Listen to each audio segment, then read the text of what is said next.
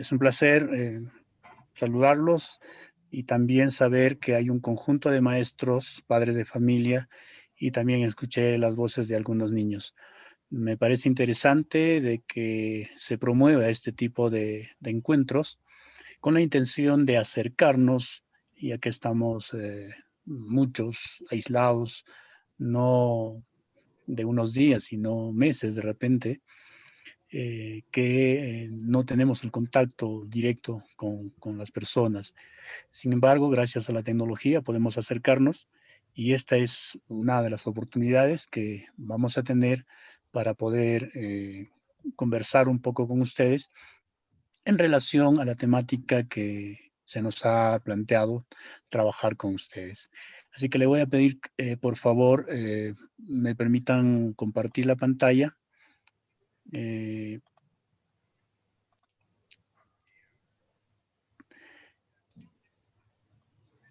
Muy bien. Eh, Saludamos esta, en primera instancia, decisión de la SUNAS por llevar a cabo este tipo de eventos, porque es una de las formas de acercar y de concientizar de repente a la colectividad de la importancia que se tiene en cuanto a la conservación, al ahorro del agua potable. Entonces, en esta ocasión, agradeciendo de antemano la invitación de poder tener este contacto con ustedes, vamos a presentarles de algún modo algunas situaciones y características muy puntuales en torno a lo que vendría a ser la creación literaria, ya sea en las formas del cuento como de la poesía. Señalarles que estamos ingresando en lo que viene a ser una de las 7 u 8 artes que todos, de alguna forma, por cultura general, conocemos. Una de esas 7 u 8 artes viene a ser la literatura, ¿no? La literatura, como una expresión artística, eh, tiene sus orígenes prácticamente desde la aparición del hombre sobre la faz de la tierra. Se pueden imaginar ustedes, y aquí sí una invocación, porque cuando hablamos de poesía y de cuento, estamos en ese mundo de la fantasía, ¿no? De la imaginación.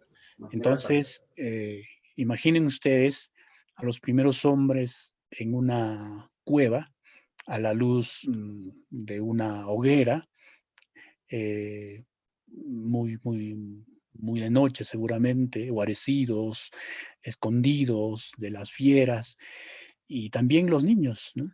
Y contándose sus historias de caza, de recolección. Entonces, el cuento apareció con la aparición del hombre, ¿no? Entonces, es una forma literaria muy antigua. Obviamente que con el transcurso de los siglos, este cuento inicial, eh, oral en primera instancia, ha ido evolucionando, han ido estudiándose, poniéndose algunos parámetros, de tal manera que a la actualidad, en el siglo XXI, se tiene una serie de características, de clasificaciones, de recomendaciones para que pueda, en el caso de la creación literaria, hacerse de la mejor manera, ¿no? Entonces, de igual forma que el cuento, vamos a tener a la poesía. Y la poesía, debemos indicarles que la poesía no surge como la conocemos actualmente. La poesía está ligado a la aparición de las primeras canciones.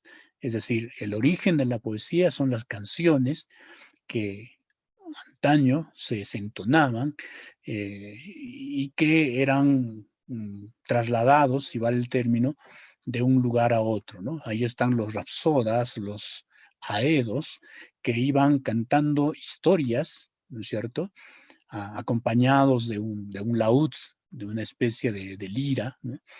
iban de pueblo en pueblo relatando historias como las de Ulises, por ejemplo, en la antigua Grecia, y que todos conocemos y de alguna forma lo hemos leído, esta monumental obra llamada La Odisea, la Ilíada, ¿no? Y andando el tiempo de la antigüedad griega, romana, llegamos a la época medieval, donde aparecen los trovadores, que es una extensión de repente de estos primeros rapsodas, y que también van a cantar ya no solamente las grandes aventuras, sino también el amor, y que en ese periodo vamos a encontrar grandes obras ya literarias en cuanto a la poesía, ¿no?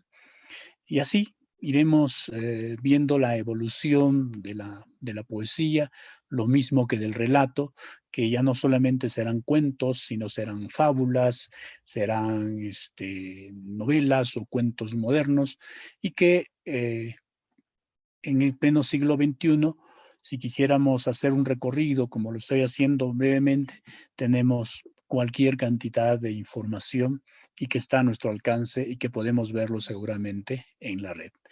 Pero puntualmente, en esta tarde, lo que queremos es un poco acercarnos de lleno a la poesía y al cuento. Vamos a empezar con el primero, en este taller de escritura. Bueno, el nombre de repente es demasiado grande porque no es tal, porque tendríamos que tener una conversación directa y tendríamos que tener el material, tanto nosotros como ustedes, y en función a las indicaciones, seguramente tener las respuestas inmediatas para que efectivamente sea este taller de escritura, ¿no? Sin embargo, procuraremos que algo de eso ocurra y que podamos tener de repente en algún momento la participación de ustedes, ¿ya? Este es un poema, o si quieren, una poesía de León Felipe, un autor español, que se titula Sé todos los cuentos, ¿ya? Dice: yo no sé muchas cosas, es verdad, digo tan solo lo que he visto, y he visto que la cuna del hombre la mecen con cuentos, que los gritos de angustia del hombre los ahogan con cuentos, que el llanto del hombre lo taponan con cuentos, que los huesos del hombre los entierran con cuentos, y que el miedo del hombre ha inventado todos los cuentos. Yo no sé muchas cosas, es verdad, pero me han dormido con todos los cuentos y sé todos los cuentos. Esta es una poesía, reitero, de León Felipe, autor español, pero que sin embargo nos habla de la otra forma literaria, que es el cuento. Y todo lo que nos dice en realidad lo sentimos, porque esa es una característica de la poesía. La poesía se escribe para sentirse, aunque no se entienda del todo, pero sin embargo se siente. Esa es una característica propia de la poesía. Y cuando acabamos de leer esta poesía o cuando leímos la poesía, seguramente también, más allá de tratar de entenderlos en primera instancia, lo que sentimos es que efectivamente toda nuestra existencia hemos estado rodeados de cuentos, ¿sí? Cuentos que nos lo han relatado abuelos, padres, familiares, de repente, ¿no? Y que a lo largo de la historia, lo que les decía al iniciar, siempre ha estado presente el cuento, ¿no? Entonces, este es un homenaje de repente de León Felipe a esta forma literaria que son los cuentos. Y este que tengo aquí, sí, es propiamente un cuento que espero muchos de ustedes la hayan leído, y si no, ahora vamos a conocerlo, ¿no? Y ahora, la pregunta seguramente que se están haciendo algunos de ustedes es, pero maestro, si el taller es de escritura, ¿no? No es de lectura, ¿ya? Y acá hacemos una primera explicación. Si alguien quiere escribir un cuento o una poesía, tiene que haber primero leído, ¿ya? Eh, tanto lee uno que uno termina con las ganas de escribir de repente la continuación del cuento, la continuación de la novela o la continuación de la fábula, en fin. Eso es lo que pasa, particularmente en mi caso, cuando uno termina de leer un libro, uno tiene la sensación de que puede continuar esa historia, ¿no? Y a veces así surgen algunos textos, algunos cuentos, algunas poesías. Entonces, escribir un cuento, escribir una poesía está ligado a la lectura, ¿no? Porque cuando uno escribe, uno recuerda pasajes, uno recuerda lo que pensó, lo que imaginó cuando leyó tal o cual texto. Entonces, no podemos desligar la creación literaria de la lectura. Aquí también otra digresión. Cuando hablo de lectura, no solamente nos estamos refiriendo a la lectura del autor X, Y o Z, que generalmente en nuestro sistema educativo, peruano por cierto, están de alguna forma, están marcados, diríamos, solo por algunos autores, ¿no? Es decir, si decimos poesía en la literatura peruana, estamos pensando inmediatamente en César Vallejo, en Manuel Escorza, y por ahí uno que otro autor, ¿no? Si hablamos de narrativa, de novelas y cuentos, estamos pensando en Vargas Llosa, de repente en Julio Ramón Ribeiro, entre otros autores. Y de allí no pasamos, ¿no? No nos damos cuenta que más allá de nuestro territorio en Latinoamérica, en el mundo, en Europa, existen también escritores de cuentos, escritores de poesía, ¿no? Entonces, vamos a leer con ustedes este cuento breve que fuera transcrito o adaptado o prácticamente encontrado la forma definitiva en la pluma de Jorge Luis Borges en su libro Historia Universal de la Infamia. Allí se relata esta historia de los dos que enseñaron, que es una referencia a otro gran libro que se llama Las Mil y Una Noches, ¿no?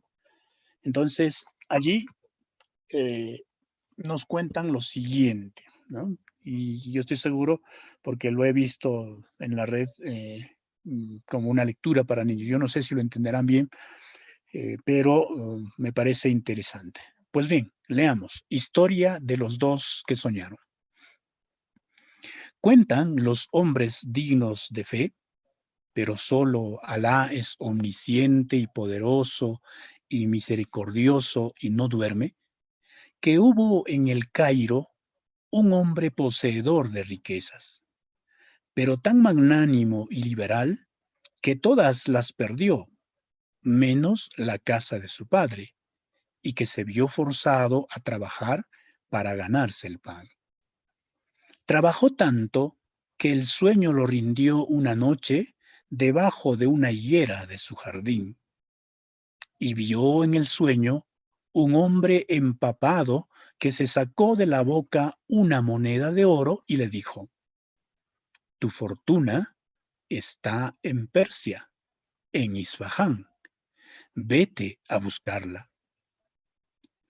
A la madrugada siguiente se despertó y emprendió el largo viaje y afrontó los peligros de los desiertos, de las naves, de los piratas, de los idólatras, de los ríos, de las fieras y de los hombres.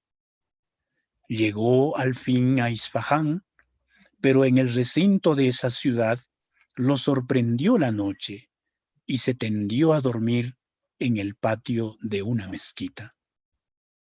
Había junto a la mezquita una casa, y por decreto de Dios Todopoderoso, una pandilla de ladrones atravesó la mezquita y se metió en la casa. Y las personas que dormían se despertaron con el estruendo de los ladrones y pidieron socorro.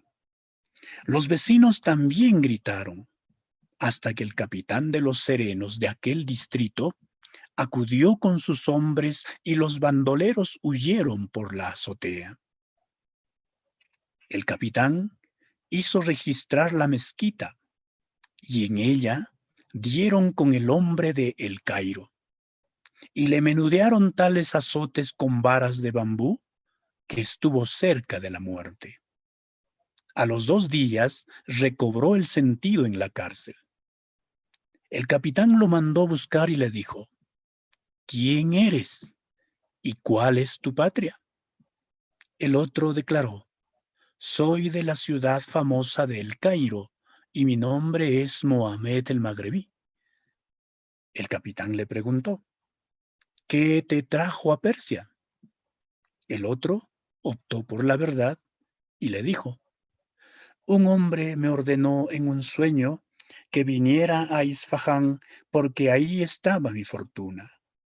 Ya estoy en Isfahán y veo que esa fortuna que me prometió deben ser los azotes que tan generosamente me diste. Ante semejantes palabras, el capitán se rió hasta descubrir las muelas del juicio y acabó por decirle: hombre desatinado y crédulo, 3 veces he soñado con una casa en la ciudad de El Cairo, en cuyo fondo hay un jardín y en el jardín un reloj de sol y después del reloj de sol una higuera y luego de la higuera una fuente y bajo la fuente un tesoro. No he dado el menor crédito a esa mentira. Tú, sin embargo, engendro de una mula con un demonio, has ido errando de ciudad en ciudad bajo la sola fe de tu sueño. Que no te vuelva a ver en Isfahán. Toma estas monedas y vete. Hola. El hombre las tomó y regresó a la patria. Debajo de la fuente de su jardín, que era la del sueño del capitán, desenterró el tesoro. Así, Dios le dio bendición y lo recompensó y exaltó. Dios es el generoso, el oculto. Y bien, ¿qué les pareció el cuento? ¿Eh? Vemos seguramente una serie de términos que no nos es familiar, ¿no es cierto? El Cairo, Isfahán, bambú, mezquita, y una serie de términos que son propios y que los maestros saben cómo trabajar seguramente cuando leemos un cuento, la parte vocabular, ¿no? Pero lo que nos llama la atención aquí es el conflicto, el asunto, el tema de este cuento, ¿no? Que también nos llama la atención la forma como nos lo presenta el autor, esta historia, ¿no? ¿Será tan igual como ocurre con otros relatos que hemos leído, por ejemplo, con otros cuentos que conocemos? Entonces, para un estudio del cuento requerimos analizarlo, ¿no? Análisis e interpretación literaria se llama, y los maestros conocen de lengua sobre todo, conocen bien cómo es todo ese procedimiento, que es una especie de desmontar todo el cuento, ¿no es cierto? Ubicar el espacio, ubicar el tiempo, ubicar los personajes, ubicar eh, el conflicto, el nudo, el desenlace de repente, cómo se inicia, todos esos detalles que forman parte de la cuentística. Muy bien, hemos querido empezar este taller contándoles este relato, leyéndoles para ser más exacto, y que nos va a permitir de repente continuar con los ejemplos siguientes, ¿no? Muy bien, todo relato tradicional tiene 3 elementos bastante definidos, ¿ya? Y que nosotros lo estamos simbolizando con esos 3 puntos que acaban de ver y que acaban de hacer su aparición en la lámina. No hay un solo relato que no tenga esos 3 elementos, ¿ya? Y la pregunta sería, ¿cuáles son esos 3 elementos? Veamos, ¿ya? En primer orden, la relación entre ellos no es una relación lineal. Fíjense cómo se va dibujando la línea y cómo se van entrelazando estos puntos, ¿no es cierto? No es una línea recta porque las historias tampoco son rectas, ¿no? Entonces vemos cómo se presentan pues esta interrelación entre estos tres puntos, ¿no? ¿Cuáles son esos puntos? Porque todo cuento que sean realistas o sean fantásticos o sean imaginados, como dirían algunos, necesariamente tiene que tener esos tres elementos, ¿ya? Ahora, se dirán ustedes, pero profesor, ¿y si le falta un elemento, seguirá siendo cuento?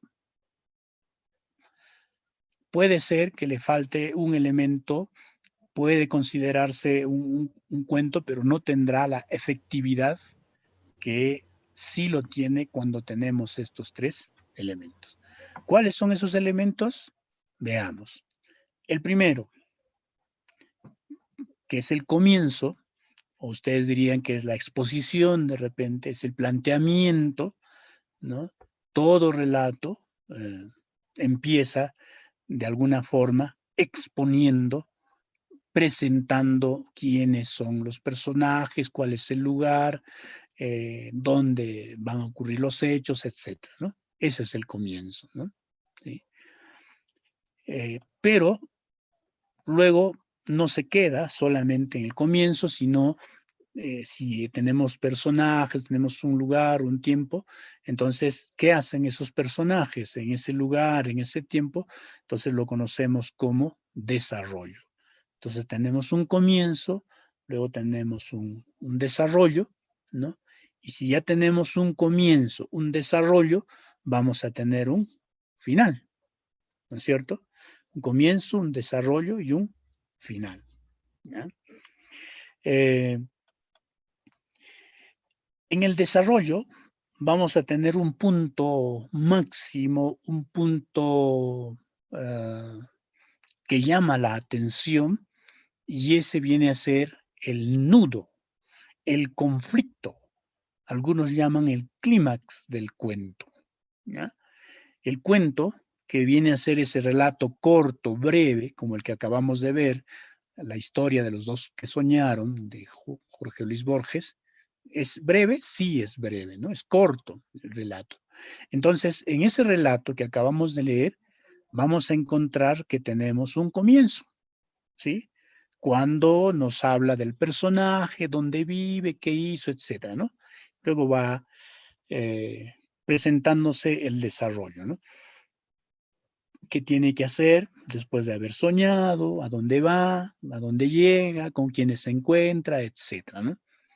Pero hay un nudo, hay un conflicto, que es la parte más importante de este relato, ¿sí? ¿Cuál será? ¿Sí? Podemos llegar a este nudo, a ese conflicto, al momento cuando el capitán manda llamar a Mohamed el Magrebí, que estaba en la cárcel, lo llama a su presencia para preguntarle qué hacía en Isfahán, ¿ya? Y Mohamed le cuenta que había ido a hacer a Isfahán y le habla de su sueño. Y justamente en ese momento, ese hilo, esa conversación prácticamente es el nudo, es el conflicto, porque el capitán frente a Mohamed le dice algo así como, mira, tú me vienes a contar de tu sueño, yo también tengo un sueño, ¿no? Mi sueño es que yo viajo a El Cairo y me dicen que allí está mi tesoro, ¿no? En una casa, después de una higuera, de una fuente, debajo de una fuente, ¿no? Pero yo soy más práctico, no hago caso de eso. En cambio tú haces caso y me dices, a qué has venido, guiado por tus sueños, ¿no? Entonces, cuando el capitán le cuenta su sueño, prácticamente allí ya empieza el final, el desenlace de esta historia, ¿no es cierto? Obviamente, ahí no vemos en el cuento que el joven Mohamed el Magrebí no le dice, sí, sí, ese sueño justo, o perdón, tu sueño, que el lugar de tu sueño es mi casa, ¿no? No le dice, ¿no? Pero nosotros como lectores deducimos que efectivamente, el sueño del capitán, donde aparecía una casa, una pileta y debajo de la pileta, se refería a la casa de Mohamed, ¿no? Y obviamente Mohamed regresa a su casa, a su patria, y obviamente va a encontrar el tesoro, ¿no? Que viene a ser el el final del relato, ¿no? Entonces, estimados maestros, padres de familia y a los estudiantes, no se olviden de estos tres puntos. Hacer un cuento no significa relatar una historia o una especie de anécdota solamente, ¿no? Sino que tiene que tener puntualmente estos tres elementos y sobre todo, reitero, el nudo, el conflicto. Si no, no habría ninguna historia digna de contarse, ¿no? Digna de contarse. Eh, bueno, ejemplos hay muchísimos. Eh, de los grandes cuentistas. Eh, yo, por ejemplo, estaba revisando eh, un texto de un gran cuentista francés llamado Guy de Maupassant, ¿ya? Que tiene un hermoso cuento que se llama Bola de Cebo, ojalá algún día lo lean, pero sobre todo eh, hay un cuentito que se llama El collar, ¿ya? El collar es un relato de una joven esposa que un día su marido es invitado a una reunión, pero como son tan pobres, es un empleado apenas, la esposa con mucha preocupación logra conseguirse un traje, pero para que sea una buena presentación, ella requiere de un collar. Entonces va donde una amiga y le pide por favor que le preste un collar. Y efectivamente le presta el collar. Y así este señor, el esposo y esta joven esposa asisten a la reunión.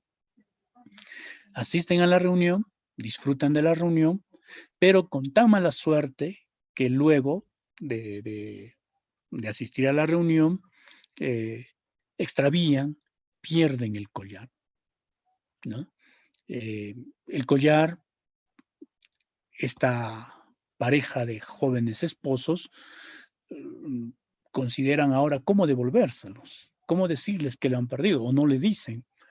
Entonces, lo único que les queda a estos esposos, sobre todo a la joven mujer, es trabajar y trabajar, como dirían, romperse el lomo para conseguir el dinero y comprar un collar de perlas que era como el que le habían prestado. Entonces, después de mucho esfuerzo, después de haber extendido un poco el tiempo para devolverle, compran el collar, ¿no? Y se lo devuelven.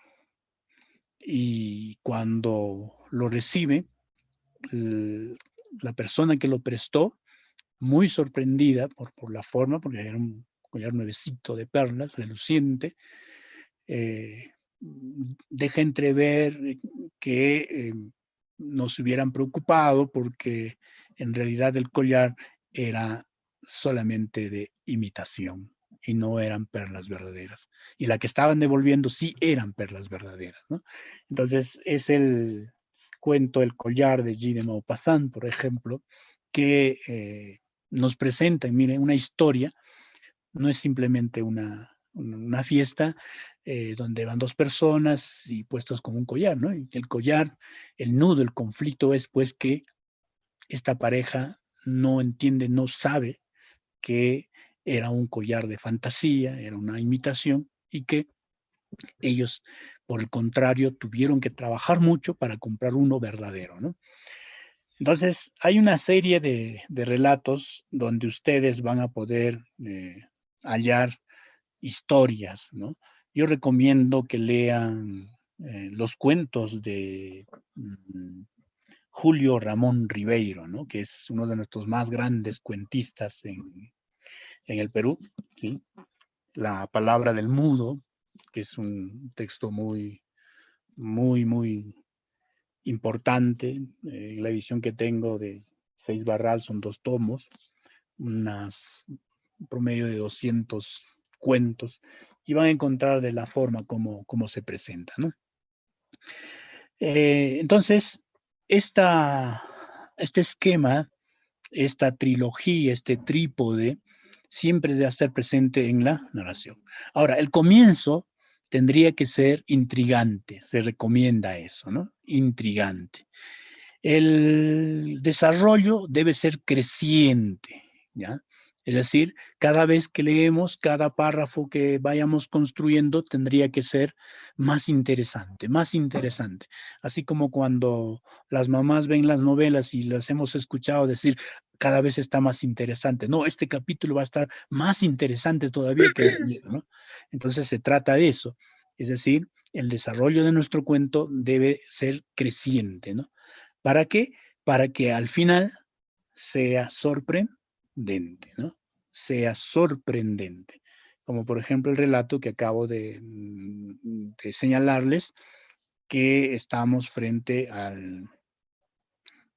un final sorprendente porque eh, esa pareja, si nos adentramos en lo que estarían pensando después de haber devuelto el collar, se dirían, mira, tantos años nos hemos esforzado, hemos trabajado casi 24 horas todos los días del año para que nos digan que era una imitación, ¿eh?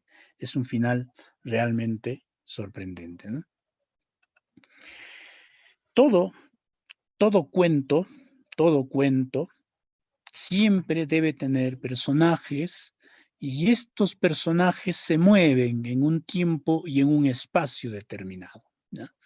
Entonces, siempre también debemos de reconocer en todo relato, en todo cuento, el espacio. Lo que yo les estoy mostrando es sugerente, ¿no? Si ustedes ven 2, 3 personajes, puede ser un solo personaje, pueden ser personajes humanos, pueden ser personajes animales, ¿no es cierto? ¿Ya? Y lo mismo que el espacio, el lugar donde ocurren los hechos, donde ocurre el conflicto, puede ser el campo, puede ser la ciudad, puede ser una casa simplemente, ¿no? Como por ejemplo eh, el cuento de Julio Cortázar, La casa tomada, es un relato que nos habla de una casa. El protagonismo o el protagonista es una casa, ¿no? Una casa que va arrinconando a sus personajes, ¿no? ¿Sí?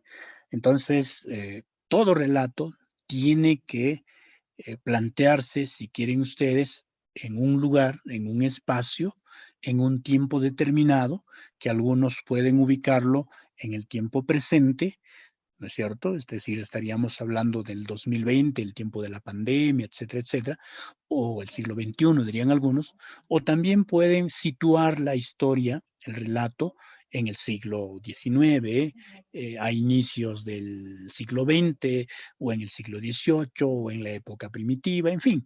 Eso es la facultad que tiene el escritor de ubicar su historia en el tiempo. O de repente, de manera futurista, como lo hace Ray Bradbury. Ray Bradbury es un escritor, o fue un escritor norteamericano, que nos dejó sus crónicas marcianas, ¿ya? Aunque este no sea su libro más conocido, aunque este es uno de cuentos, pero el más conocido se llama Fahrenheit 451. ¿Ya? Fíjense el título, Fahrenheit 451, que en realidad es una novela que está ubicado en un tiempo desconocido, ¿ya? Pero los personajes, la historia son propias del mundo en el que habitamos, es decir, personas humanas, niños, libros, el fuego, automóviles, etcétera, etcétera, ¿no? Entonces, pero el tiempo no lo ubicamos eh, porque es conocido como novelas distópicas, es decir, que no se ubica en el tiempo, ¿no? Pero muy, muy interesante la novela, porque ahí vemos a un personaje, a Montag, que es un bombero, pero curiosamente, si yo les pregunto a los niños, a los padres, a todos en general, ¿qué hace un bombero? Me van a decir inmediatamente, el bombero apaga el fuego, ¿no? En el caso de la novela, Fahrenheit 451, el bombero Montag y los demás bomberos no apagan incendios, por el contrario, las provocan, ¿ya? Su papel, su función es quemar libros, ¿ya? Quemar libros. Y a veces queman libros, bibliotecas, incluido al dueño de la biblioteca, ¿no? Es una historia donde realmente uno termina muy comprometido con ella, porque es una alegoría y homenaje a la lectura, ¿no? Hay gente que lee, que le gusta la lectura y hasta sacrifica su vida por leer, ¿no? Y al final también, o sea, eso que acabamos de ver acá eh, en el anterior, este final sorprendente, efectivamente es sorprendente, ¿ya? Eh, mm, bueno, les voy a, ¿cómo le llaman? Actualmente los jóvenes, espoliar, dicen, ¿no? Es decir, adelantarles un poco la historia, pero yo quiero darles pistas más bien como ocurrió conmigo, ¿no? Mi gran maestro, el profesor Luis Pajuelo Frías, nos daba esas pistas, ¿no? Nos daba un nombre, nos daba un título, y ya dependía de nosotros irlas a buscar, leerlas y solazarnos con la lectura, ¿no? Y volviendo a Fahrenheit 451, debo decirles que ante esta sociedad que condena al lector, que condena los libros, encontraron una forma de preservar las grandes bibliotecas.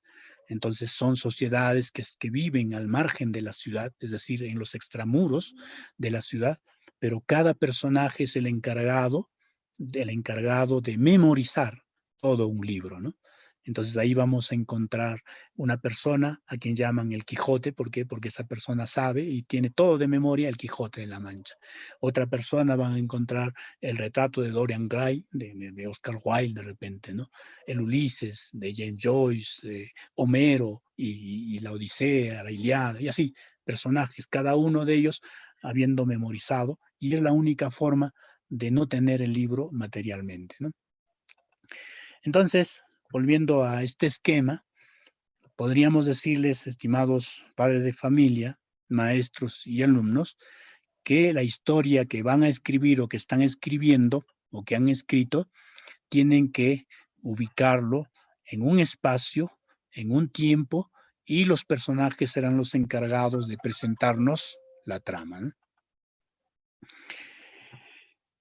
Yo les voy a mostrar por esta ocasión dos esquemas, dos estrategias que debe permitirnos, en primera instancia, desmontar un relato, pero a la vez también nos debe permitir elaborar y corregir de repente nuestro relato o nuestro cuento, ¿no? Una pirámide secuencial es una alusión, es una referencia, es una mención a un esquema de la programación o progresión narrativa. Es decir, cómo se va presentando esa progresión narrativa que habíamos visto en láminas anteriores, ¿ya?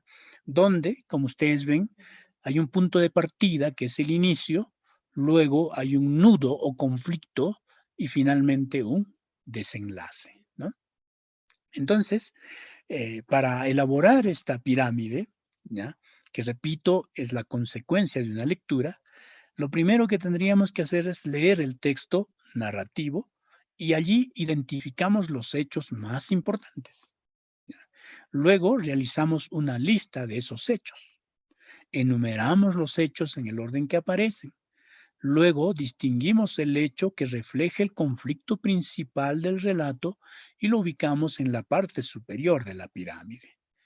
Luego elaboramos el esquema piramidal usando los hechos identificados y escribimos allí los hechos previos al conflicto principal en el lado izquierdo y de abajo hacia arriba. Y luego ordenamos los hechos de desenlace en el lado derecho y en el orden descendente, ¿no? En otras palabras, vamos a mostrarles gráficamente, ¿ya? Aquí tenemos un cuento anónimo chino, muy, muy, muy bonito. Espero que a ustedes también les guste. Dice, un campesino chino se fue a la ciudad para vender la cosecha de arroz y su mujer le pidió que no se olvidase de traerle un peine. Después de vender su arroz en la ciudad, el campesino se reunió con unos compañeros y bebieron y lo celebraron largamente. Después, un poco confuso, en el momento de regresar, se acordó de su mujer. Le había pedido algo, pero ¿qué era? No lo podía recordar. Entonces, compró en una tienda para mujeres lo primero que le llamó la atención, un espejo, y regresó al pueblo. Entregó el regalo a su mujer y se marchó a trabajar sus campos. La mujer se miró en el espejo y comenzó a llorar desconsoladamente. La madre le preguntó la razón de aquellas lágrimas. La mujer le dio el espejo y le dijo, mi marido ha traído a otra mujer, joven y hermosa. La madre cogió el espejo, lo miró y le dijo a su hija, no tienes de qué preocuparte, es una vieja. ¿Mm? ¿Qué tal? ¿Qué les pareció este cuento, el espejo chino? ¿Sí? Ahora, a partir de este cuento, a partir de este cuento, vamos a desmontarlo y elaborar esta pirámide, ¿sí? Entonces, empezamos a construir nuestra pirámide, ¿ya? O si quieren, la figura que debe tener nuestra pirámide, ¿sí? Las flechas y los recuadros nos dan una idea, podemos ver una especie de pirámide, ¿sí? Una especie de pirámide. Entonces, ahora vamos a seguir lo que nos dicen las instrucciones de esta progresión piramidal, ¿no es cierto? Eh, Después de haber leído, seguramente hemos anotado los hechos principales y debemos irlas ubicando más o menos en orden ascendente hasta llegar al conflicto y luego de manera descendente, ¿ya? Entonces, el primer hecho, un campesino viaja y recibe el encargo de comprar un peine a su esposa, ¿no es cierto?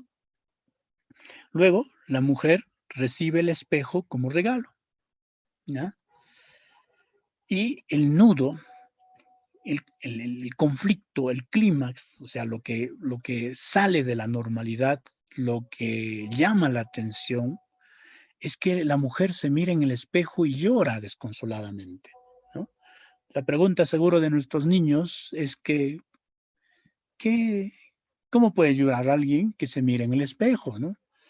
Pero no nos olvidemos que los chinos, o para los chinos, el espejo, o por lo menos para el personaje del cuento, le era desconocido, ¿no? Si ven ustedes los lugares donde viven los chinos, igual que nuestros campesinos o pastores alejados, igual los chinos ahí solamente tienen lo que les sirve para la vida, nada más. Igual esta mujer, o sea, no tienen esos lujos de espejos y otras cosas, ¿no? Por eso es que la mujer cuando mira el espejo llora desconsoladamente, pues cree ver a una mujer joven y hermosa en el espejo, ¿no? Ese es el conflicto, ¿ya? Ese es el conflicto. Eso es lo que nos llama la atención. Es decir, una mujer que mira el espejo y comienza a llorar. Incluso llora desconsoladamente, ¿no? ¿Sí? Entonces, si eso es el conflicto, luego ya desciende, ¿no es cierto?, para el final de la historia, donde la joven esposa, preocupada, ¿no?, se lo da a su mamá, diciéndole que su marido ha traído una mujer a su casa, ¿no es cierto? Y la madre también se mira en el espejo, ¿ya? Y fíjense el final sorprendente también. La madre le dice a su hija que no se preocupe, porque la que aparece en el espejo es una vieja, ¿ya? Y obviamente esa referencia es pues a quien se refleja, ¿no? ¿no? Y si se lo devuelve el espejo a la hija, ¿a quién van a ver? ¿Sí? Y si se lo dan al marido, ¿a quién van a ver en el espejo? ¿No es cierto? Bueno, ya estamos hablando de una cuestión racional que nosotros la conocemos muy bien, pero para efectos del cuento, fíjense cómo nos ha presentado el autor del relato, ¿no? Es una historia interesante de un espejo, ¿no? Pero aquí lo más importante es de cómo estructuramos el cuento. Es decir, si ustedes ya tienen un cuento sobre el agua, ¿no es cierto? Entonces yo me imagino que tienen una serie de hechos que se han ido presentando. Y ojalá que tenga esta estructura de manera ascendente, ¿no? De manera interesante que llama la atención. Y hay un punto más adelante, más arriba, ¿no es cierto?, donde la historia se rompe, donde llama la atención, donde, si quieren, hay una pelea, donde hay un conflicto propiamente, y luego a partir de ese conflicto va a ir poco a poco llegando al final al desenlace de la historia, ¿no? Eh, bueno, este en realidad no es el espejo del cofre, ¿ya? Es un cuento más bien eh, distinto. Aquí hay un error, no es el espejo del cofre, pero es una historia de un, mm, de la muerte. Veamos, ¿ya? Les leo rápidamente de Jean Cocteau, eh, donde nos dicen, un joven jardinero persa le dice a su príncipe, sálvame, me encontré con la muerte esta mañana y me hizo un gesto de amenaza. Quiero huir a Isfahán. El bondadoso príncipe le prestó un veloz caballo. Estarás allí antes del anochecer, le dijo. Poco después se encontró con la muerte y le preguntó, ¿por qué le hiciste un gesto de amenaza a mi jardinero? No fue de amenaza, le respondió la muerte, sino de sorpresa, pues lo vi lejos de Isfahán, donde debo ir a tomarlo esta noche. Es el gesto de la muerte, ese es el título del cuento, no el espejo del cofre, es el gesto de la muerte de Jean Cocteau. Esta historia que nos presenta aquí también, también, también tiene una estructura piramidal, ¿no es cierto? ¿Sí? Es decir, todos los relatos bien construidos nos van a presentar justamente esa historia. ¿Ya? Veamos rápidamente entonces, de acuerdo a la lectura, encontramos que en la base nos presenta a un joven jardinero que está preocupado y conversa con su príncipe. A él le pide que lo ayude a huir porque la muerte lo amenazó, ¿sí? Y entonces tenemos aquí el conflicto, ¿no? El conflicto, que en realidad ahí casi, casi termina el relato, solo que hemos querido extenderlo un poco, ¿no? La muerte, ante el reclamo del príncipe, le responde que no fue amenaza, sino sorpresa, y le dice que irá a tomarlo esa misma noche en Isfahan, prácticamente de ese nudo, ese desenlace, es uno solo, ¿no? Entonces, fíjense la historia de cómo nos presentan. Aquí hay un tema, el tema es la muerte, ¿ya? Y aquí muchos podrán corroborar cuando suelen decir, nadie se escapa de la muerte, todos vamos a morir, ¿ya? Estamos predestinados a morir, nadie se escapa. Y aquí lo vemos en el cuento, ¿no? Y aquel que cree que está huyendo, justamente va al lugar donde se va a encontrar con la muerte, ¿no? Moraleja, dirían algunos, conclusión, dirían algunos, nadie se escapa de la muerte. Cuando es la hora, dirían algunos, ¿no es cierto? Pero si lo decimos así, nadie se escapa de la muerte, cuando es la hora, bueno, no es cuento, pues no es relato, ¿no? El relato es el que acabamos de leer, como el relato de Jean Cocteau, ¿no? Entonces ahí está la diferencia de un relato, de una anécdota, con un cuento verdaderamente construido, ¿no? Verdaderamente elaborado, ¿ya? Entonces, esa es una estrategia que quería compartir con ustedes para que puedan rearmar su cuento, su relato, si es que todavía su cuento, por ejemplo, es lineal, ¿ya? Es lineal. nos cuentan una historia, pero es como cuando alguien de repente se levanta muy temprano de la cama, va hacia su cocina, ¿no? Abre el refrigerador, encuentra una botella de agua, lo coge, saca un vaso, se sirve y se lo toma. Ahí, ¿dónde estaría el conflicto? No hay el conflicto, ¿no es cierto? Sí. Pero ¿qué pasaría si lo mismo? El personaje se levanta en la cama, va a la cocina, abre el refrigerador, este, coge la botella, mira la botella y está vacío. Pero él recuerda que un día antes estaba lleno la botella. ¿Qué ha pasado? Si estaba en el refrigerador, podría haberse congelado, pero no hay indicios de que se haya congelado. ¿Qué pasó con el refrigerador? ¿O no era el refrigerador de donde sacó la botella?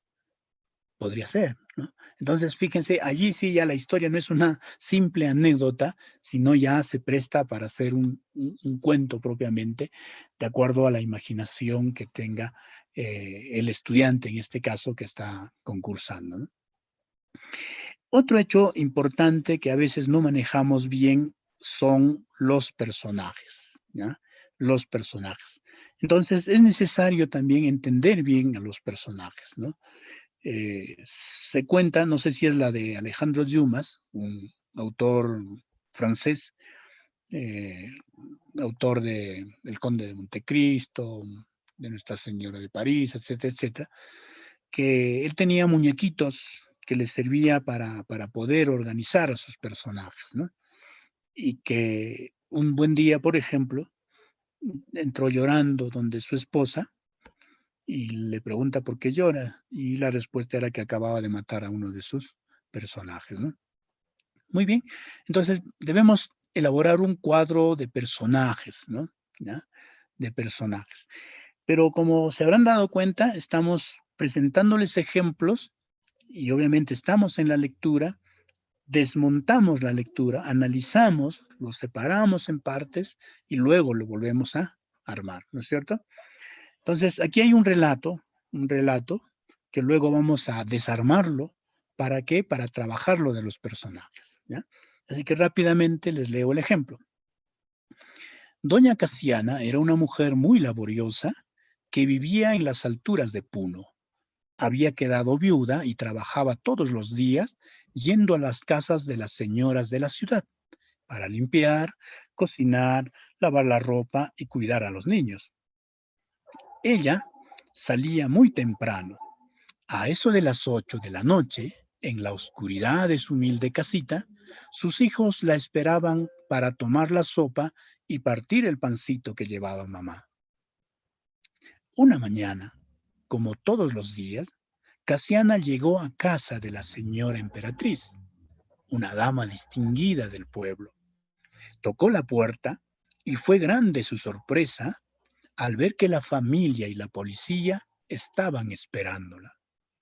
La señora la acusó de haber robado el collar y la medallita de la Virgen de Copacabana que guardaba en el cofre de sus otras joyas de oro. Un oficial dijo a Casiana que devolviera el collar y ella no sabía qué hacer. Le decía ladrona, embustera. La llevaron a la comisaría para hacerla confesar su delito, pero ella no se podía defender porque no sabía hablar bien el castellano. Juan Mamani, el policía que la conocía, se le acercó y le preguntó en aymara si es que había robado la joya.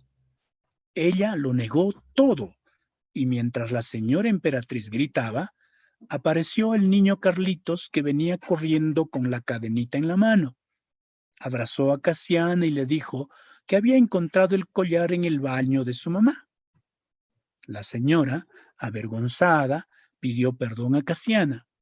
Ella se levantó, secó sus lágrimas y regresó al pueblo con la dignidad de siempre.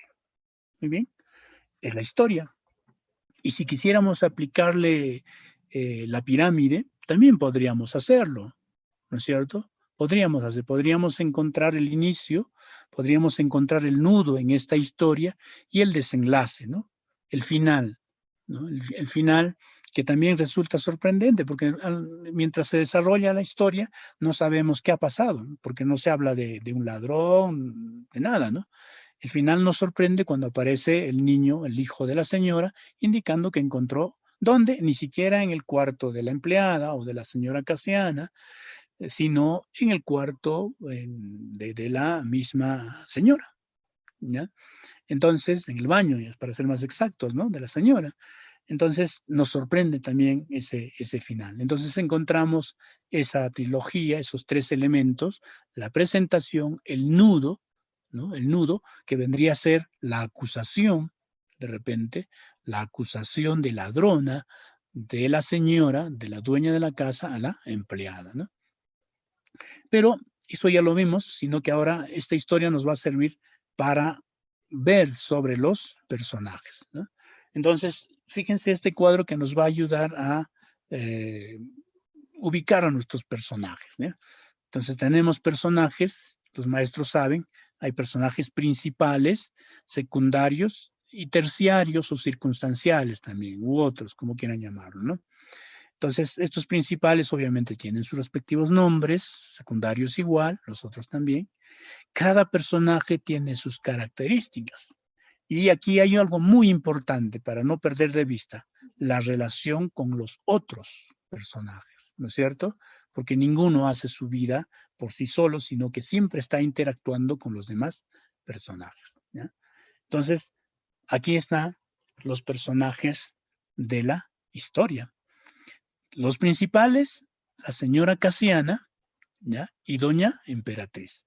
La señora Casiana, que ese es su nombre, tiene como característica el ser laboriosa, es una viuda, es muy digna y es aymara. Por eso habla esta lengua, la aymara, ¿no? ¿Y qué relación tiene con los otros personajes? Es la empleada de la señora Emperatriz, ¿ya? El otro personaje principal justamente es Doña Emperatriz, que es una dama distinguida de la sociedad, del lugar donde vive, ¿no? ¿Y qué relación tiene con Casiana? Ella es quien emplea a Casiana, es la empleadora de Casiana, ¿eh? Entonces es necesario tener una idea clara de qué personajes son, cuáles son sus nombres y qué relación tienen con los demás. Veamos a los secundarios. Tenemos a Carlitos y a Juan Mamani, ¿ya? Carlitos, que viene a ser el hijo, pero de la señora Emperatriz, y que es cariñoso y que es hábil, ¿no? Mientras que Juan Mamani, que es un policía, es un aymara hablante, y que conocía felizmente a la señora Casiana, ¿no? Con quien conversaba, gracias a él, eh, se enteran de que la señora Casiana no tenía nada que ver con la pérdida del collar, ¿no es cierto? Y luego vemos otros personajes que no se sabe, pues, no hay nombres completos, es que no tienen un rol protagónico, secundario en la historia, ¿no? Sino aparecen mencionados nada más. Por ejemplo, los niños que son hijos de las señoras que emplean, también los hijos de Casiana, ¿no es cierto?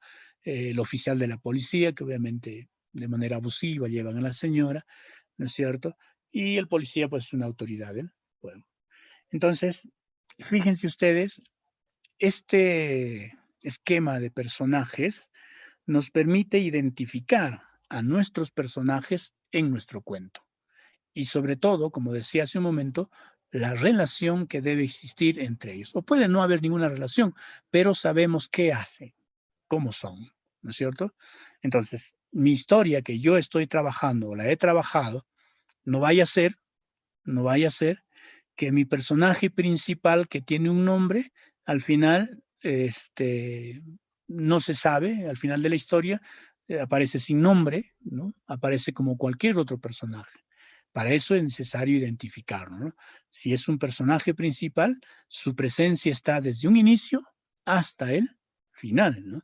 No necesariamente nombrado con un nombre propio, pero siempre aparecen como sobreentendidos, haciendo notar su presencia en todo momento. Esos son los principales, ¿no?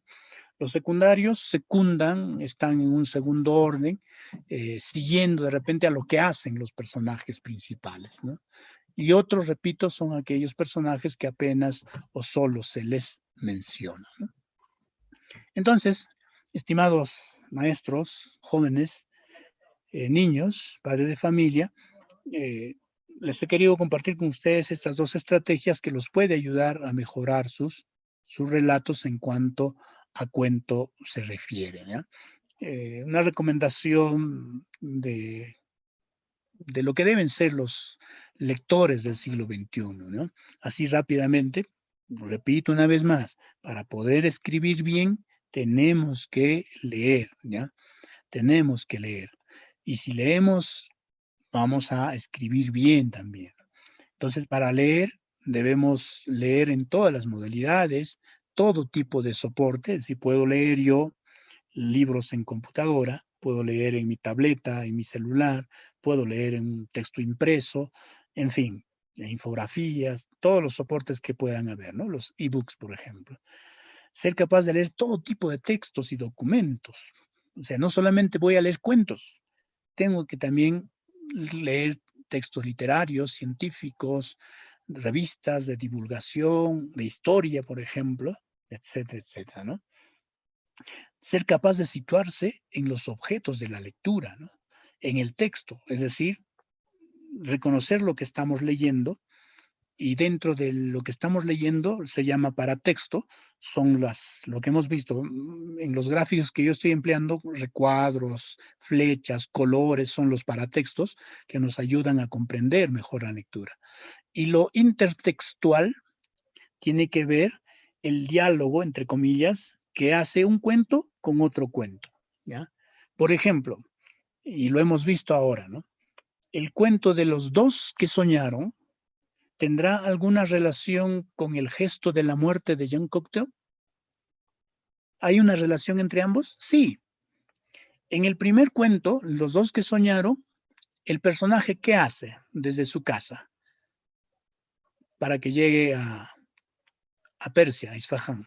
Realiza un viaje, ¿no es cierto? Un viaje para encontrar justamente su tesoro, porque si no viajaba no encontraba su tesoro, ¿no? Aunque su tesoro estaba en sus narices, ¿no es cierto? En su propia casa. En el gesto de la muerte, ¿qué hace el jardinero? ¿Realiza un viaje? Sí, pero es un viaje que lo realiza escapando de la muerte o creyendo escapar de la muerte, ¿sí? En el mejor caballo, en el más veloz que se lo proporciona su amo, el príncipe, ¿no? Entonces también viaja, ¿no? Solo que a diferencia del primer cuento, no logra la salvación, sino que obviamente estaba yendo al lugar donde la muerte, entre comillas, lo citó, donde la muerte lo iba a encontrar, ¿no es cierto? Entonces, ser capaz de poder relacionar un libro, una lectura, un cuento con otro cuento, ¿ya? Y así como acabo de mostrárselos, eso se llama intertextualidad, ¿no?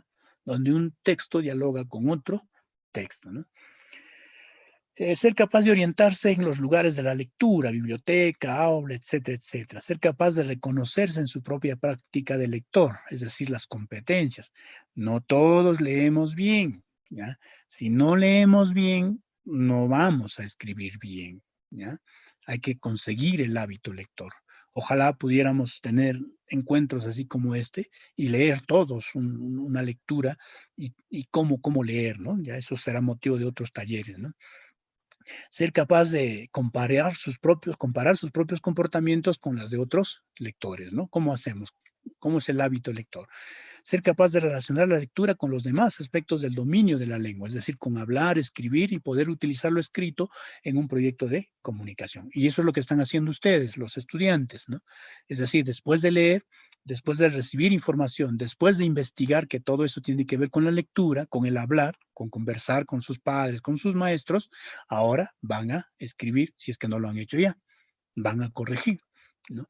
Y ustedes saben, los maestros sobre todo, que la competencia de escribir diferentes tipos de textos en su lengua materna, o sea, en el español, ¿no? Implica movilizar un conjunto de capacidades.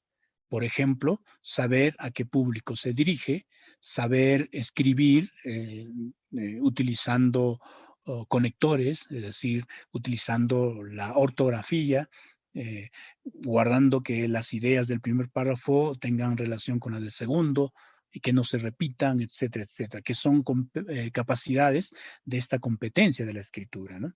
Y eso es lo que de algún modo hace un buen escritor, un escritor de cuentos. Muy bien, del cuento nos pasamos al otro género, ¿ya? El primero es el género narrativo y este es el género eh, lírico o poético o poesía también, de los tres que tiene la literatura, ¿ya? Cuando hablamos de género literario son tres: el género narrativo, el género lírico y el género dramático. En esta tarde estamos trabajando solamente dos: el género narrativo, con el cuento específicamente, porque hay otras formas también, y la poesía, que es el otro género. La narrativa, a diferencia, o el cuento, a diferencia de la poesía, el cuento representa la conversación diaria, la comunicación diaria, pero la poesía, que también representa, pero lo hace de un modo más exigente, ¿no? Y yo estoy recurriendo a varios esquemas que ustedes fácilmente lo van a encontrar en la red, ¿ya? En la red, ¿ya? Pero que no deja de sernos útil para este propósito. Es decir, la poesía, que pertenece al género lírico, es una creación literaria, pero bastante exigente, porque nos permite valernos de diversos procedimientos, entre ellos, por ejemplo, el sonido, el ritmo, el encabalgamiento de las palabras, ¿ya? Es decir, el que escribe poesía por sí mismo se tiene que exigir más, ¿ya? ¿Por qué? Porque ya no es representar la conversación, el diálogo cotidiano, sino implica tener que ponerle ritmo, ponerle música a su poesía, ¿ya? Presentar también momentos de encabalgamiento de las palabras, ¿no? Darle un tono de repente, ¿ya? ¿Recuerden ustedes el poema de Alejandro Romualdo, Canto Coral a Túpac Amaru? Sí, ¿no es cierto? Ese es un poema que tiene un encabalgamiento de las palabras, ¿no? Querrán matarlo y no podrán matarlo, ¿no es cierto? ¿Ve? No es una expresión cotidiana, ¿no? ¿Ya? La poesía además tiene una característica, ¿ya? Se escriben en versos, ¿ya?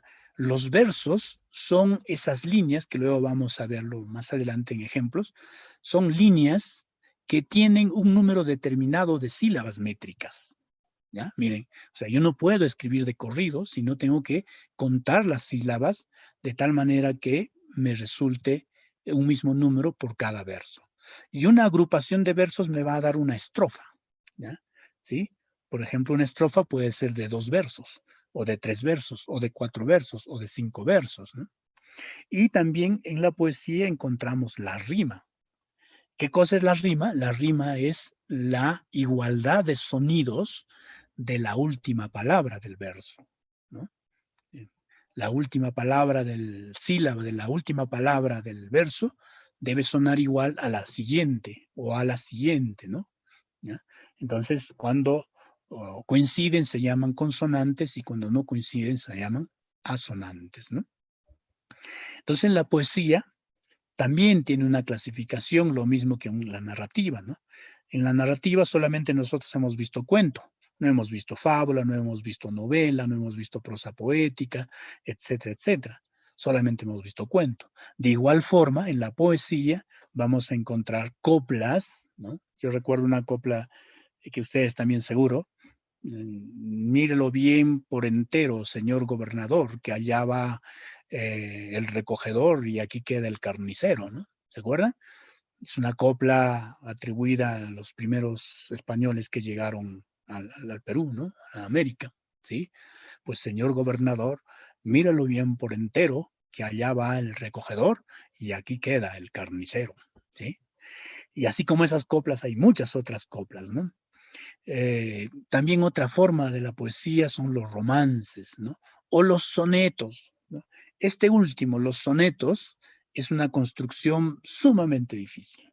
Alguien que quiere ser un poeta siempre lo hace. Jorge Luis Borges, por ejemplo, un poeta, siempre ha trabajado estos sonetos como una forma de preparación, ¿no? Pablo Neruda, otro gran poeta chileno, también ha dejado para la posteridad grandes sonetos, ¿no? Eh, a ver, la poesía, más que describirnos como en el cuento, la poesía nos sugiere, ¿ya? Es decir, nos presenta un conjunto de términos, de expresiones, pero que nos llevan a imaginar, nos llevan a pensar, nos llevan a un poco a esforzarnos por comprender lo que nos ha querido decir.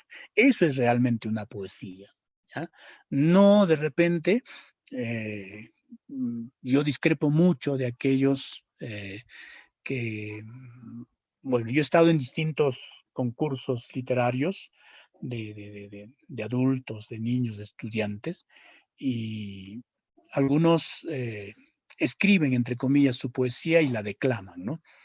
Pero cuando escriben, generalmente lo escriben priorizando lo telúrico, el reclamo, etcétera, ¿no? Algo así que, pobre mi cerro de Pasco, cada día lo destruyen, el aire contamina. Eso no es poesía, ¿no? Podría ser poesía, sí. No digo que no pueda ser poetizado, sí, pero no es la forma. Es un discurso, es un reclamo, pero no es poesía. Repito, la poesía sugiere, la poesía nos presenta a través de figuras literarias, que luego vamos a ver también. Pero veamos una poesía, por ejemplo, que a mí me encanta esta, es de Constantino Cavafis, un poeta griego, ¿no? Ítaca es una isla, ¿no? Que lo menciona Homero en la Ilíada, que es el lugar, es la patria de Ulises, ¿no es cierto? Y vean acá lo figurado que es el lenguaje, ¿no? Cuando emprendas tu viaje hacia Ítaca, debes rogar que el viaje sea largo, lleno de pericias, lleno de experiencias. No lo has de tener ni a los restrigones, ni a los cíclopes, ni la cólera del airado Poseidón. Nunca tales monstruos hallarás en tu ruta si tu pensamiento es elevado, si una exquisita emoción penetra en tu alma y en tu cuerpo. Los lestrigones y los cíclopes y el feroz Poseidón no podrán encontrarte si tú no los llevas ya adentro en tu alma. ¿Sí? Bueno, les leo esta parte nada más. Y si alguien no ha identificado, porque son personajes propios de la mitología griega, por ejemplo, ¿no? Entonces, esta es la historia de un viaje esforzado que al final tiene recompensa, ¿no? El poeta pudo haber dicho, este joven niño, cuando desea ser alguien en la vida, esfuérzate, no seas ocioso, trabaja, ¿no? Y al final vas a tener recompensa. Eso pudo haber dicho el Constantino Cavafis, pero como él es un poeta, nos ha dicho más o menos lo mismo, pero presentándonos de manera representativa desde el título Ítaca y la mención a los personajes, a las circunstancias, ¿no? Esa es la poesía, ¿ya? Esta poesía, que es un soneto, le pertenece a Garcilaso de la Vega, un poeta español, es el soneto 23, ¿ya? Y les voy a leer para que vean lo que acabo de decirles, ya que no menciona o menciona hechos, pero que nos sugiere, por el contrario, una especie de mensajes ocultos, ¿no? En tanto que de rosa y de azucena se muestra la color en vuestro gesto, y que vuestro mirar ardiente, honesto, con clara luz la tempestad serena, y en tanto que el cabello que en la vena del oro se escogió, con vuelo presto por el hermoso cuello blanco enhiesto, el viento mueve, esparce y desordena.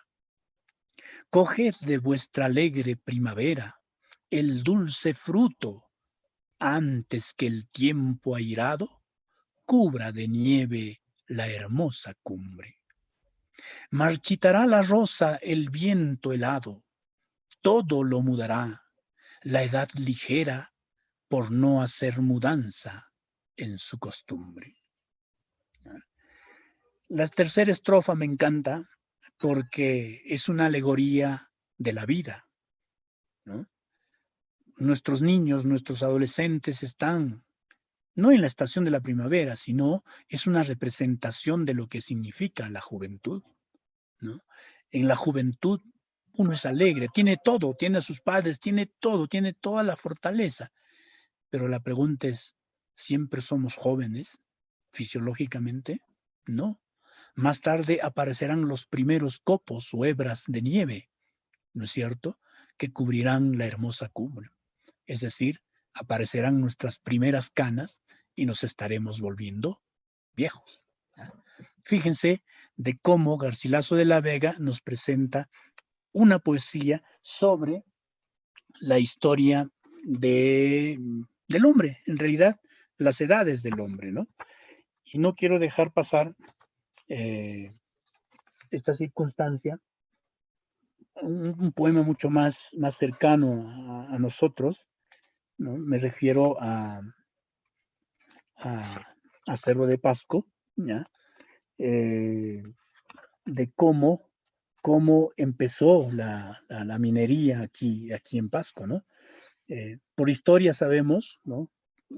Cuando nos lo contaban de repente, o cuando nos contaba César Pérez Aranco u otros escritores, pero yo les voy a leer rápidamente de cómo esa misma historia nos lo presenta el maestro, que en paz descanse, Luis Pajuelo Frías, ¿ya? Rápidamente, en su poemario Oro y Cenizas, ¿no?, que todo serreño debe leer, creo, estamos obligados a leer, ¿ya? Sinfonía de Mayo es la poesía y en el número 3 dice: como tropel de perros irrumpimos la villa una tarde de abril. Bandadas de avecillas huían de las sombras en el paisaje gris. Las mismas avecillas retornaron trayendo la mañana. El color del espacio, los estambres de oro, vistieron de gozo las miradas. Entonces escuché la melodía, el estigma, oración o condena que nunca me abandona. Querencia, querencia extraña, querencia mía. No sé, no sé si comencé a amarte esa mañana, como buril en lámina de cera, en tu piel dibujé mi existencia.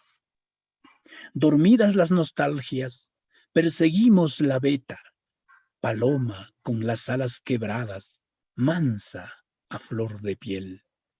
Después llegaron las heridas, bostezos instantáneos de la tierra, los socavones. Las velas de cebo reemplazaron al sol, el antimonio al viento, al sueño la locura, y surgió la serpiente en vez de la paloma. Silbando se perdía el áspid de oro y plata, y ese fue desde entonces la tragedia. Hombre y serpiente, atacando y huyendo, huyendo y atacando. Entonces, esa es la historia del origen. Nos dice que la plata y el oro eran como palomas, ¿no es cierto?, a flor de piel, ¿no? Algunos decían que bastaba con escarbar con el zapato y encontrábamos estos minerales, ¿no es cierto? Pero luego empezaron los bostezos, las heridas, ¿no? Bueno, ahora no podemos ver, pero yo tuve la posibilidad de verlo en lo que antes era el pueblo joven Columna Pasco. Antes todo eso era libre y ahí encontrábamos agujeros, ¿no? En distintas partes. Esos, pues, a eso se refiere los bostezos, ¿no?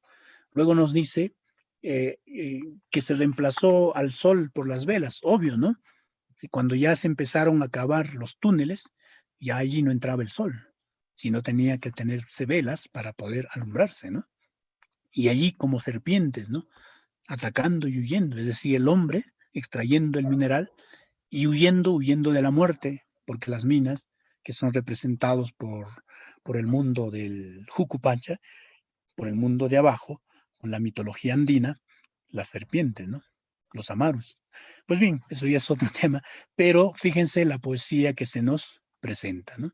Aquí está el soneto, una definición, ¿no? Si quisiéramos hacer una poesía, 14 versos, o sea, 14 líneas, ¿ya? Y cada línea tiene 11 sílabas en decasílabas, no hay más. O sea, no es de 12 ni 14, no, todos tienen 11, ¿ya? Dos cuartetos, cuarteto porque son 4 versos, ¿ve? 4, 4, 4, 4, 8. Dos tercetos, 3, 3, ¿ya?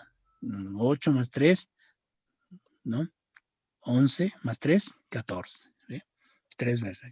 Esto es un soneto. Es muy difícil. Y la rima está acá, A, B, B, A, ¿no? Es decir, el primer verso es igualito al cuarto, ¿ve? Violante, delante. El segundo con el tercero. Prieto, soneto, ¿ve? Y así encontramos, eso es la rima. Entonces, hacer poesía, que es la poesía clásica, obviamente, tradicional, es bastante complejo. Será por eso que la poesía nueva, la poesía última, ya no respetan estas creaciones, ¿ya? Entonces es posible también escribir poesía de forma libre, ¿no? Como este libro Oro y Cenizas, que no van a encontrar sonetos, pero sí van a encontrar las sugerencias, las imágenes, los símbolos que son propias de la poesía actual, ¿no? Este poema le pertenece a Pablo Neruda, se llama Oda al aire, por ejemplo, ¿no? Muy, muy interesante, ¿no? Cómo nos presenta al aire y cómo nos presenta al agua también, ¿no? Sí, rápidamente, a ver. Andando en un camino encontré al aire, lo saludé y le dije con respeto, me alegro de que por una vez dejes tu transparencia, así hablaremos. Él, incansable, bailó, movió las hojas, sacudió con su risa el polvo de mis suelas y levantando toda su azul arboladura, su esqueleto de vidrio, sus párpados de brisa, inmóvil como un mástil, se mantuvo escuchándome. Y yo le besé su capa de rey del cielo, me envolví en su bandera de sedal celestial y le dije, monarca o camarada, hilo, corola o ave, no sé quién eres, pero una cosa te pido, no te vendas. El agua se vendió y de las cañerías en el desierto he visto terminarse las gotas y el mundo pobre, el pueblo, caminar con su sed, tambaleando en la arena. Vi la luz de la noche racionada, la gran luz en la casa de los ricos. Todo es aurora en los nuevos jardines suspendidos, todo es oscuridad en la terrible sombra del callejón. De allí la noche madre madrastra sale con un puñal en medio de sus ojos de búho, y un grito, un crimen se levantan y apagan, tragados por la sombra. No, aire, no te vendas, que no te canalicen, que no te entuben, que no te encajen, que ni te compriman, que no te hagan tabletas, que no te metan en una botella. Cuidado, llámame cuando me necesites. Yo soy el poeta, hijo de pobres, padre, tío, primo, hermano carnal y cuñado de los pobres, de todos. Oda al aire de Pablo Neruda. Hace un momento le decía, se puede escribir lo que pasa en la realidad, ¿no? Y más aún ahora que tenemos un tema, pero es la forma de cómo lo presentamos, ¿sí? Miren, es natural hablar del aire, pero miren cómo Pablo Neruda nos presenta al aire. Nos lo presenta incluso comparando con el agua, con la luz, ¿no es cierto? Nos habla incluso de la pobreza, de la riqueza, ¿no? Es posible hablar, pero hay que ubicar las palabras en el verso exacto, ¿no?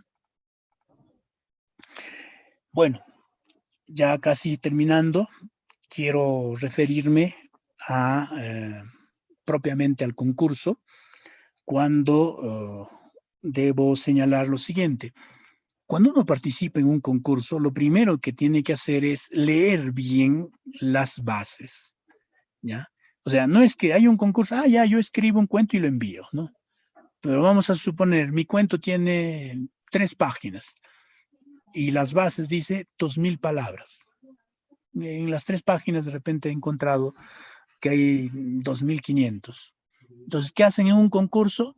El jurado tiene las bases y dice, ya, este tiene 3000 palabras, afuera. Ni lo ha leído, por más bien hecho que esté el cuento. Cuando uno participa en un concurso, uno tiene que leer bien las bases, ¿ya? La extensión son 2000 palabras. Ahora, ¿voy a contar las 2000 palabras, profesor? Bueno, felizmente tienes la computadora. La computadora se encarga de contar. Ya en la parte inferior, en la barra, ahí van a encontrar el número de palabras que tiene el cuento, ¿sí?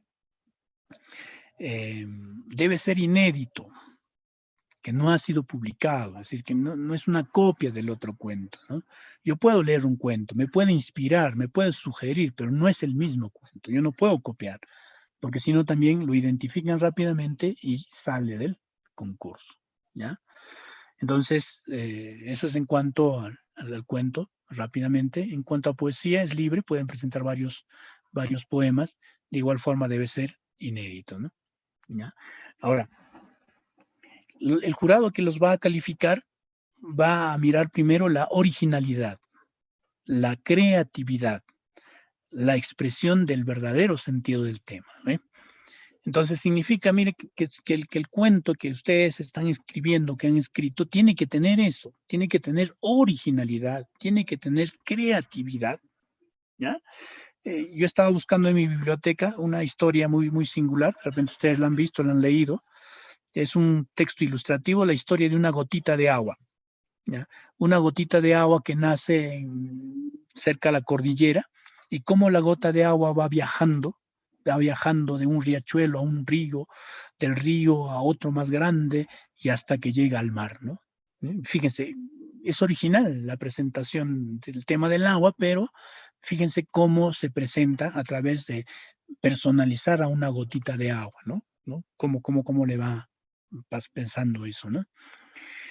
La creatividad, ¿sí? Yo tengo que ser creativo en cómo lo presento, de repente lo ubico en un tiempo distinto al presente, con personajes animales de repente, o personajes humanos, en fin, toda la creatividad posible, ¿no? Que podamos utilizarlo, debemos ponerlo en el cuento, ¿no? En la poesía también, ¿sí?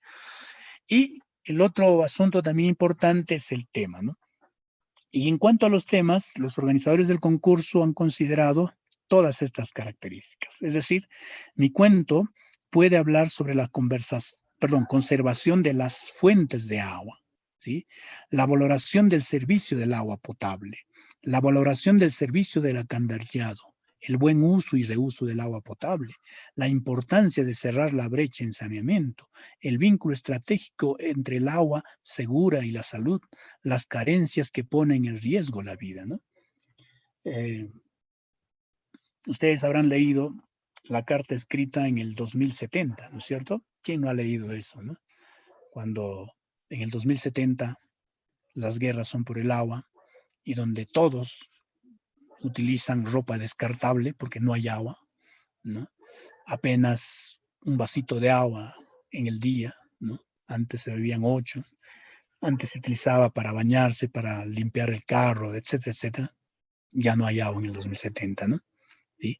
Entonces, uno tiene que leer detenidamente y de repente, no necesariamente copiar el título ni nada por el estilo, sino tener en cuenta de las posibilidades que tenemos de contar nuestra historia sobre el agua, ¿no? Yo lo estoy generalizando de manera general el agua, pero también están considerando aquí sobre la conservación del agua potable. A mí me ha llamado la atención y hasta ahora no lo entiendo muy bien, es esto de la siembra del agua, ¿no? No sé si estará por aquí, pero nuestras comunidades andinas, algunas personas adultas, nos hablan de la siembra y cosecha del agua. Entonces yo particularmente, tengo una noción, pero no con exactitud, ¿no? Pero también conozco la historia de la divinidad del agua. Hay comunidades que tienen una especie de reverencia al agua. Yo les recomiendo, miren la película que se llama Sigo siendo de Javier Corcuera, que es todo un reconocimiento al mundo del agua, ¿no? Al viaje del agua, ¿no?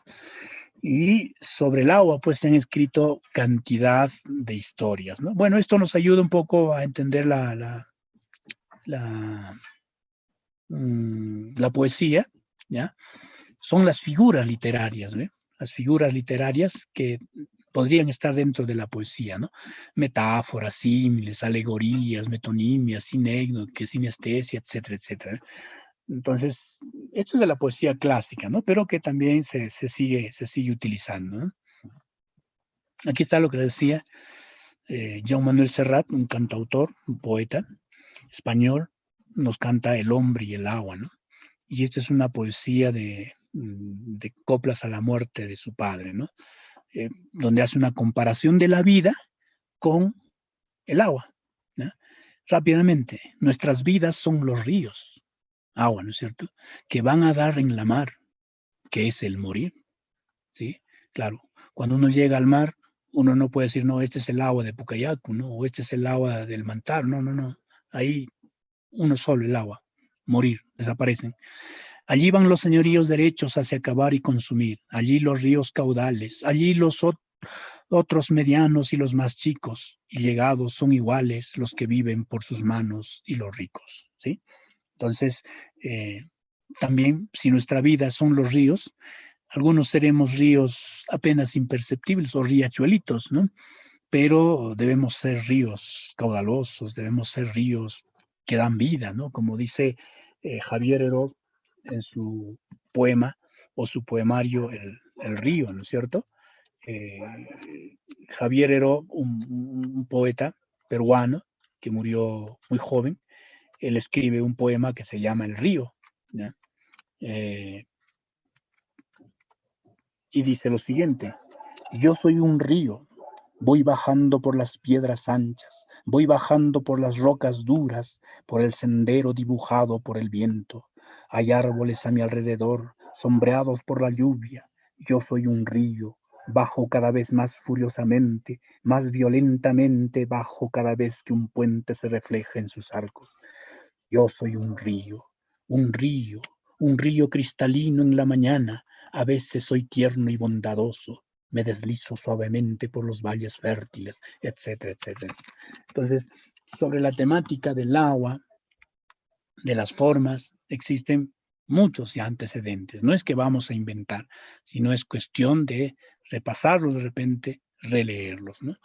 Y les dejo finalmente con este decálogo para los que ya ven como una posibilidad de dedicarse a escribir cuentos, uno de los tantos decálogos que hay.